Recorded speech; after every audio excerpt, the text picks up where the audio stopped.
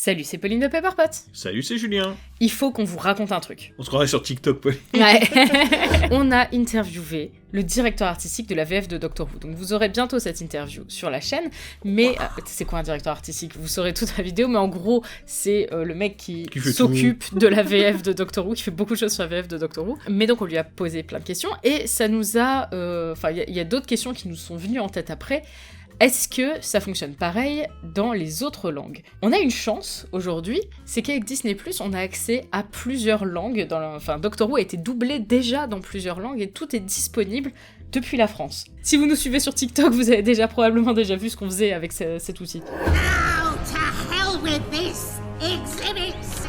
Ah, ça suffit, les idioties! Pièce à conviction C! Ah, vão todos pro inferno! Evidência C! Et du coup, il y a 2 épisodes qui sont passés.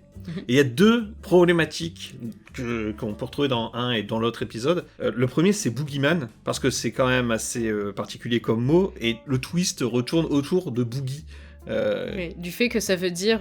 démon d'un côté. Oui, et crotte de nez de l'autre côté. Comment on fait chaque pays pour traduire ça ? C'est intéressant. Et dans le deuxième épisode, c'est qu'il y a des chansons. Et est-ce que les chansons ont été traduites ? Pour Boogeyman, eh bien, il y a des traductions différentes selon le doublage ou les sous-titres. Donc ça aussi, ça peut être intéressant de voir ce que chaque pays a choisi comme solution pour les sous-titres et le doublage. Donc voilà, on va faire mumuse avec Disney+, quoi. On n'avait rien d'autre à faire aujourd'hui, ça tombe bien. Est-ce qu'on remet en anglais, peut-être, pour que les gens entendent ? En fait, en anglais, ça rapporte pas grand-chose, en vrai. Bah, c'est juste pour resituer, parce que les gens, pareil, n'ont pas forcément vu en Ouais, VO. Donc on va mettre déjà l'extrait en anglais. A boogeyman is made out of what? The machine was literal, and so it grew the boogeyman out of bogies. All of this is bogies. En anglais, forcément, c'est le même mot, donc voilà, tout le jeu de mots est basé là-dessus. On va d'abord voir en français comment ça a été traduit, parce que on a eu 2 versions différentes, une version pour les sous-titres et une version pour la VF. De quoi est fait un croque-mitaine?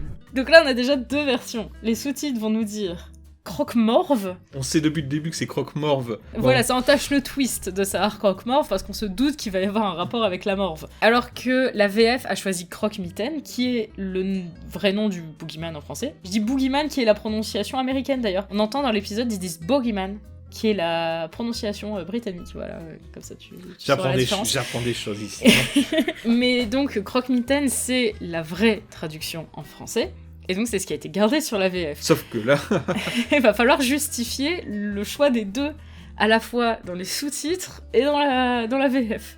Quand les bébés ne se mouchent pas, ils mangent parfois leur crotte de nez. Mais du coup, ils se croquent parfois les mitaines, d'où le croque-mitaine qui vient de cette histoire de crotte de nez. Bon, donc les sous-titres, facile. Croque-morve, ça va juste dire, eh bien ça a créé une histoire par rapport au fait qu'il y ait de la morve. Ça reste très proche de la version, anglaise. Sauf qu'il n'y a pas de jeu de mots, en fait, c'est ça le problème. Enfin, t'avais déjà le twist avant le truc, quoi. C'est ça. Mais donc la VF, il a fallu aller loin pour expliquer pourquoi croque-mitaine, donc manger les crottes de nez, ça peut t'arriver de te mordre les doigts, donc les mitaines, et donc croque-mitaine.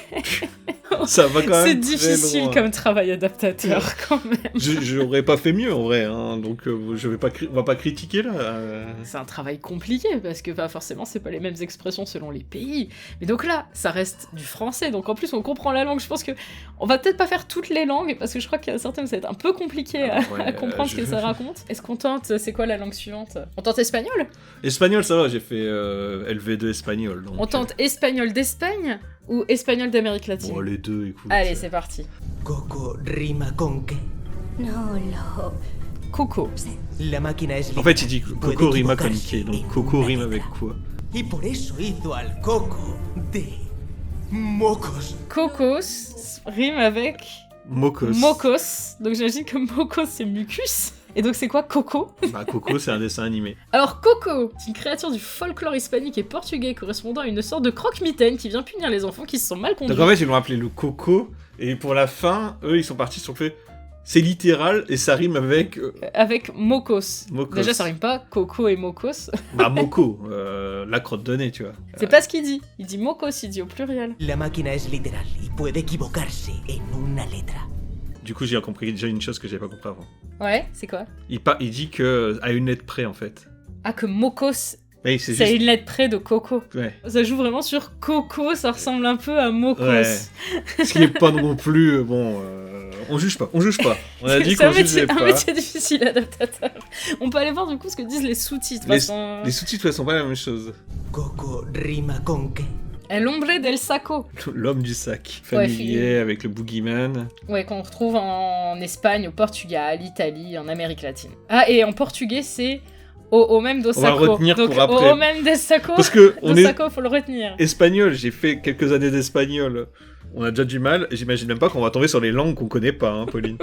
Donc ça a vraiment l'air d'être... Voilà, c'est encore une espèce de boogeyman, mais qui a un sac. Qu'est-ce qu'il met dans son Ce coup-ci. sac normalement Qu'est-ce qu'il met? Il met les méchants enfants à l'intérieur. D'accord. C'est un peu le père Fouettard, Le non père Fouettard, il les embarque pas dans un sac, il les découpe en morceaux et il les met Ah, dans un bon, coffre c'est- avec du sel. Bon, ça va alors. Encore du sel. Est-ce qu'on n'aurait pas un épisode sur, sur Sur le père père Fouettard Fouettard qui coupe des enfants, bah oui.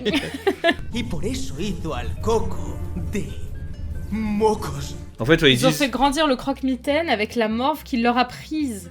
En fait, C'est c'est comme si le île- croque-mitaine leur prenait la morve pour grandir. Ouais, pour grandir. D'accord, ouais, pourquoi pas. C'est pas bête, Mais pourquoi c'est C'est- littéral Mais du coup, attends. mais c'est pas très littéral quand Ouais, même. ouais, c'est le truc qu'ils disent, c'est du littéral, parce que... Oui, mais après, ça, c'est ce qu'ils disent dans Absolu. Enfin, c'est ce qu'ils disent en anglais, donc je pense que t'es un peu obligé de garder ce truc-là. Bah non, tu changes. Enfin, si c'est plus du littéral, tu changes pas, tu vois. Enfin, c'est la machine qui a créé du coup. Todo esto, eslo, c'est qui est le- les sacos, c'est tout ceci, et ce qui est. C'est ce qu'ils ont récupéré. en C'est ce fait. qui a été C'est ce qui récupéré. ouais. Ok. Bon, on va passer à une langue suivante quand même. Ouais, bah écoute, l'espagnol, c'était. Tu veux faire la version Amérique latine Ah pour ouais, voir bah s'ils ont fait vas-y, la même je- chose. Un mocococo que está hecho de C'est la même No, sur les no. sous-titres et la langue. La máquina es literal y el nombre es mocococo. Así que creo al mocococo con mocos de bebé. Donc en fait, le méchant s'appelle le Mocococo. Le mocococo, donc littéralement le croque-morve du coup. Donc là, ça marche plutôt bien en fait. Ils sont allés Bah, prendre le coco dont on entendait tout à l'heure, dont on a vu aussi sur la version Ouais. espagnole. Ils l'ont appelé le mocococo parce que c'est le coco en mucus. Bon, écoute, on passe du coup à l'italien. L'italien, ça, Allez, ça a l'italien. des sonorités qu'on peut reconnaître encore. Un boogeyman è fatto di cose. Ils ont gardé Boogeyman. Io non lo so. Il coraggio è semplice. Il suo nome è Boogeyman. Boogie, come sappiamo, vuol dire muco. Donc en fait, en tout cas, j'ai pas regardé les sous-titres moi parce que je veux me concentrer. Et du coup, ils ont gardé le mot boogeyman et Ouais. ils ont fait la technique de. Il En s'appelle le anglais, boogeyman. c'est- En anglais, boogie, ça veut dire morve. Mokyo. Ça veut bien dire morve. Donc eux, ils se sont pas embêtés. Et donc, ils t'as ont regardé vraiment les fait la sous-titres, toi technique. Les sous-titres, c'est la même chose. C'est une technique comme C'est une les autres. technique. Au moins, comme ça, ils perdent pas le jeu de mots. Ça a été fait en français aussi. J'ai fait un épisode il y a pas longtemps où il y avait ça. Ah, ben oui, mais ça arrive régulièrement. C'est la technique où quand vraiment tu sais pas comment traduire, bah tu gardes le mot anglais et tu expliques que c'est de l'anglais. C'est assez, Ouais, assez ça en courant, ouais. anglais, ça veut dire ça. Mais je me demande si ça va dans un des 2 épisodes où il y a ça déjà. Ah ouais? Henri Harbinger, oui, c'est ça. Harbinger en anglais, c'est le messager. Voyez-le un peu comme mon prélude. Est-ce que tu as écouté en hongrois? Bah, bien sûr. On va pas s'amuser à aller faire les pays qui ont juste des sous-titres. Hein, Ah parce non, que- non, non. On va En déjà allemand, rester sur allemand ceux qui ont, peut-être au maximum. C'est vrai si tu que veux. allemand, il Tu n'y t'y a connais, pas de toi. doublage allemand. C'est quand même chelou. Ok, on fera juste l'allemand. Mi bövönas ormódlan szörny. Oh non. Ah, j'ai même pas compris ce qui était le mot. A gép félénke és a nedve- Hormotlan, le même qui est dans les deux. On peut déjà aller voir ce que veut dire On Hormotlan. l'a dit, ouais. Disgracieux. Bah, c'est peut-être le disgracieux en fait. Ouais, peut-être. Parce que quand je cherche Hormotlan, tout du moins, je ne trouve pas de créature, tu vois. Tehát az ormódlan szörny a bébik orrávolja. Ah, attends, il faut aller chercher Hormot. Hormot. Crotte de nez. Né. Ils Ça ont- serait le monsieur né, en gros. Hormotlan. Ouais. Si je cherche lan, qu'est-ce que ça me dit? Réseau local, rien à voir. Mais c'est probablement Ouais, la le créature... le réseau local de Morve. Celui qui fait de la pâtisserie, c'est le pâtissier, tu vois. Ouais. Bah, celui qui fait Qui un fait truc du par nez, rapport au nez. C'est leur Motlan. Ouais, c'est l'Hormotlan, tu Bah, vois. déjà, quand ils disent Space Babies, ils disent Your Babies, Your baby. Your Baby, et c'est tout collé. Ouais. J'imagine qu'ils ont beaucoup de suffixes et préfixes pour faire des choses. Donc je connais Hormotlan, pas c'est du- le monsieur né, en fait, en gros. D'accord, ouais. Mais pourquoi ça veut dire disgracieux du coup? Après, ça tombe, c'est un jeu de mots. Ils ont pris le mot disgracieux et il s'appelle le disgracieux. Ouais. Et qu'ils font. Ouais, ça tombe, c'est juste ça en fait. Hormot, ça prend deux... Hormotlan, c'est sans nez. Avec... Ah. Quand on met deux R. Parce que dans les sous-titres, il y avait un seul R à Ormotlan. Ouais. Mais par contre, quand il marque Ormot, il l'écrivent avec 2 R. Et quand tu écris Ormotlan avec 2 R, ça donne 100 nez. C'est quoi la suite? Polonais. Polonais. Allez, polonais. Czyli Boogiemana zrobili z czego Regardez, Boogeyman. Et c'est pas la même chose dans les sous-titres. Babok. Machina brała co było, więc wyprodukowała Boogiemana z czego? Niestety z gluta. Co? To wszystko tutaj to gluty! Glouti et Babok. Babok, On a- Babok, je pense que c'est Ouais. le Boogeyman. Ouais, probablement. La version polonaise a gardé Boogeyman, a probablement fait l'explication en anglais, Ils voilà. sont pas joueurs, quoi. Et voilà, ils sont pas joueurs. Mais par contre, on a dans les sous-titres Babok. Bebok, Babok, Bobok, le croque-mitaine polonais. Merci Wow. Reddit. Il fait peur. C'est vraiment flippant. Personnage de légende polonaise, être surnaturel, apparition, frayeur associée à l'obscurité. Selon des histoires, les Bebok habitent les forêts, les marécages, les sous-sols semblent les endroits similaires. Bon, voilà, c'est un croque. Ouais, enfin, une sorte de ça c'est vraiment une croque-mitaine, espèce de c'est un monstre. croque-mitaine, et c'est le Bebok. Et c'est quoi ce qu'on nous a dit dans les sous-titres après? Glutizenosa. Ouais, Je sais bon, pas du tout si ça se d'accord. prononce comme ça. Comment ça se prononce? Gluteznosa. Glutizenosa. On devrait faire plus ça plus souvent, c'est trop rigolo. C'est vrai? Et vas-y, en français, ça donne quoi? Mucus nasal.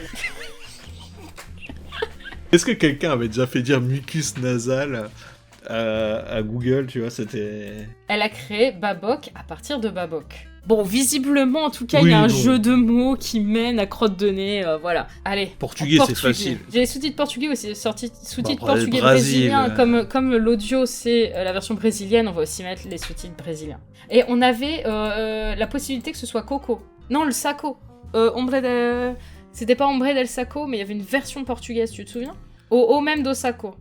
On va voir si c'est ça. O bicho-papão é feito de quê? Bicho Papao. Et c'est le même dans les deux. A máquina é literal e o nome é bicho-papão. Bicho Papao. Donc on n'a pas le sac maintenant, on n'a pas le au même do Saco. D'accord, ouais. Bicho. Moi, je regardais pas les sous-titres pour Papao. essayer Les de- deux c'est ça. Ouais, ouais, Les mais du deux coup... ont Bicho ouais. Papao. Croque-mitaine au Bicho Papao. Qui veut dire le papa biche, en fait. Hein.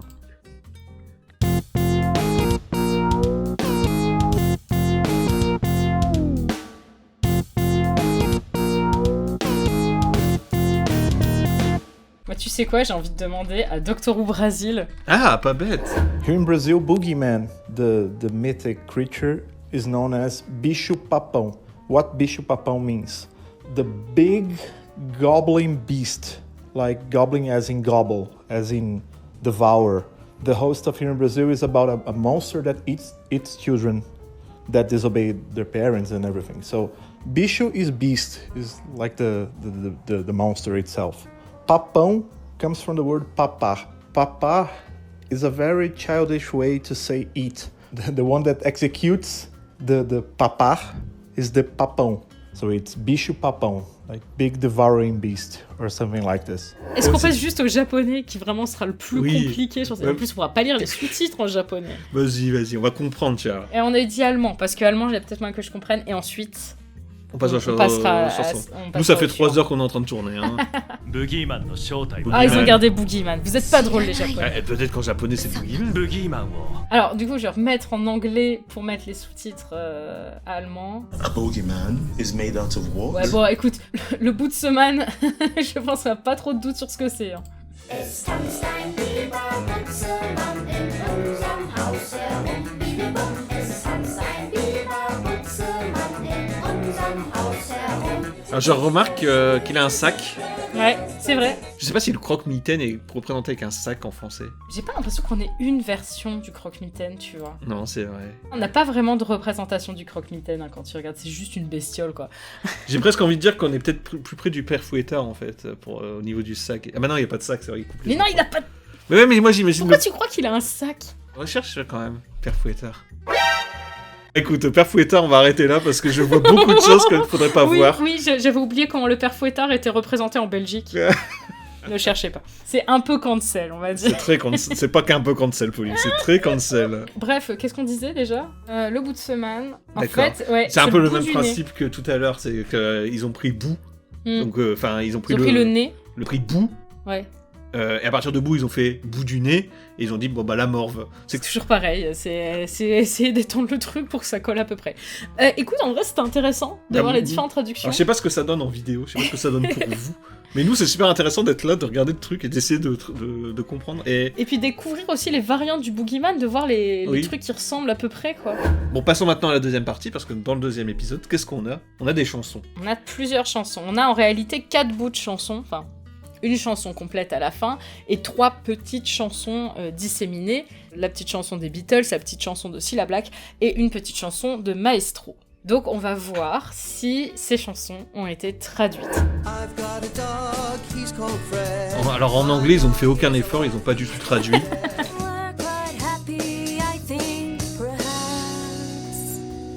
Il y a un tweet qui m'a fait beaucoup rire. C'est le tweet qui dit RTD écrit une mauvaise chanson pour les Beatles. J'ai un chien, il s'appelle Fred, il est vivant, il est pas mort. RTD qui écrit une bonne chanson pour les gobelins, c'est le roi des gobelins. Le roi des gobelins, c'est un vrai truc et c'est pas une légende. Alors ensuite nous avons la petite chanson qui est dans le royaume de Maestro au piano, en train de parler de Papa Toymaker. Yes, Charles of the Toymaker. c'est moi mon cher. Daddy was so bad to me. Daddy was so mean. Daddy was so tough. Daddy me, and that was quite enough. Et donc forcément on a la chanson There's Always a Twist at the End. Allez, on va vous le dire cash. On a déjà un peu checké et il n'y a pas beaucoup de langues qui ont traduit les chansons. La chanson de Maestro est ce qui a été le plus traduit. Mais donc en français, eh bien, je suis au regret de vous informer que... Et 3, 2, 1... En vrai, je trouve que c'est pas choquant, tu vois, de pas traduire. Genre ces deux-là. En vrai, ça ni me la paraît... chanson de fin, en vrai, c'est pas... Bon, la chanson de fin, ça se discute, ça peut... Mais cette chanson-là, c'est des Anglais qui chantent. Enfin, les chansons des Beatles sont en anglais, donc à partir de ce moment-là, je vois pas pourquoi aller traduire ces chansons-là, en fait. Par contre, ce qui me dérange, c'est que dans la VF, il n'y a pas eu des sous-titres intégrés à ce moment-là. Et c'est la même chose sur la chanson des Gobelins, où il n'y a pas de sous-titres. Et pour le coup, la chanson des Gobelins, en plus, elle raconte vraiment un truc pour l'histoire, et donc ça m'avait déjà gêné que la VF... Mais je pense qu'ils doivent oublier de faire ça en français, je sais pas pourquoi, parce que dans la plupart des pays, quand t'as des chansons qui sont pas dans ta langue, bah ils te mettent les sous-titres s'affichent automatiquement. Je pense que c'est juste un oubli en fait. Hein. Mais alors est-ce que nous, on a traduit la chanson de Jinx Monsoon? Bonne question. Non, L'enfant du fabricant de jouets. C'est moi, mon cher. Oui, mon père a été tellement méchant avec moi. Daddy était méchant, Daddy jouait les durs. En tout cas, la voix est Il bonne. était méprisant, il fallait plus que ça dure. Donc ouais, tu dis la voix est belle, justement, on en a parlé hier avec David Macaluso, le directeur artistique, quand on l'a interviewé. Il nous a dit que lui, ce qui lui tenait à cœur, c'était de trouver, en l'occurrence, il a pris un acteur qui est aussi drag queen et qui sait chanter. Parce que pour lui, c'était important que pour ce personnage-là, il fallait quelqu'un qui sache comprendre le jeu des drag queens et aussi qui sache chanter. Il nous a dit que ça avait été justement beaucoup de négociations avec Disney sur est-ce qu'il faut traduire les chansons ou pas. C'est pour ça justement qu'on s'est dit mais est-ce que ça a été traduit dans d'autres langues? Parce que cette partie-là paraît logique d'être traduite en vrai. Quand tu vois ça, tu te dis bah oui, pourquoi vous nous dites ça? Oui, c'est normal de traduire ce moment-là. Sauf que, de base, ça devait pas être traduit. Bon, la chanson de fin n'a pas été traduite, mais on va le dire tout de suite, hein, ça a été traduit dans une seule langue. Donc... La chanson de fin a été traduite en une seule langue, et les chansons du début ont été traduites dans 2 langues. Il y a qu'en polonais que la chanson de fin a été traduite. Et les chansons du début aussi, non? Et les chansons du début, évidemment, oui, on va commencer par la chanson du début. No to 3, 2, 1. Mój kumpel to piesek lew, bardzo płakałbym, gdyby zdechł. Il dit quoi, Koubé, je crois. Pied sec, pied sec, pied sec. Ah, ça pied 7, ouais, mais bon. Alors, sans rire, je trouve que c'est pas mal, hein, en vrai. Pour l'Eurovision, ça marche direct.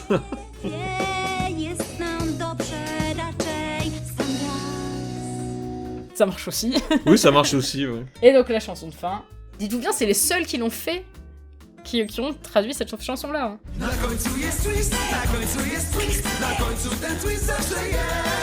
Alors on sent qu'ils n'ont pas les mêmes moyens que la VO, mais en vrai, ils se débrouillent bien. Hein. Oui, ça passe largement. C'était quand même bien High School Musical. Hein. Et... bon, ils n'ont pas traduit la chanson de fin, mais c'était quoi? C'est en roumain, je crois? Ou en slovène? Je crois que c'est en slovène. Vas-y, essaye, on va voir. Alors, on va tester. On se souvient plus trop. Je sais plus trop, mais il me semble que c'est les Slovènes qui ont traduit les chansons du début.